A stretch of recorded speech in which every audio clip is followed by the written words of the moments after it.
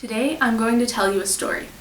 This story happened a long time ago, but there's still a lot that we can learn from it today.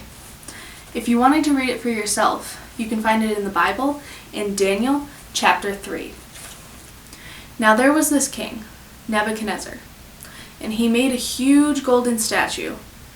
Then he invited all of the government officials and all of the powerful people to come to the dedication of his statue. So they all came. Once they showed up, though, they were told that when the music played, they had to bow down to the statue and worship it, or the king would throw them into a hot, fiery, blazing furnace. Well, nobody wanted to be thrown into the fire, so at the sound of the music, they all bowed down to the statue. Everyone bowed down, except for 3 people. Those 3 people were Shadrach, Meshach, and Abednego. They knew that God didn't want them to worship anyone or anything but him. When the king Nebuchadnezzar heard that they didn't bow down to his statue, he got very angry, and he demanded that they come and see him. When they came to him, he asked them why they would not bow, and he told them that they would only have one more chance, or he would throw them into the fire.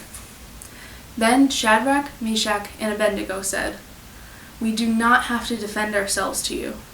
If we are thrown into the furnace, then the God that we serve is able to save us. But if he doesn't, we will still not bow down to any other god." Hearing this, the king was very upset. And so he was so angry that he had the furnace heated to 7 times hotter than it usually is. He then ordered his army to tie them up and throw them into the fire.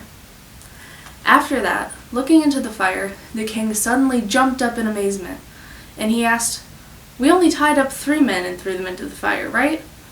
"Yes, only 3, his advisors replied. "Look," the king said, "I see 4 men walking around untied and unharmed. The 4th looks like a god."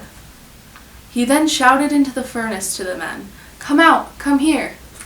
Shadrach, Meshach, and Abednego came out of the fire, and they were unharmed.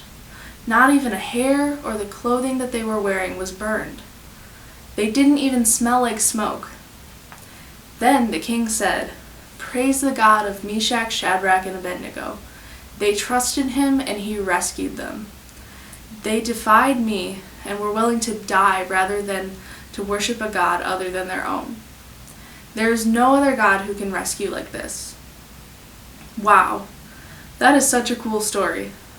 So what can we learn from it?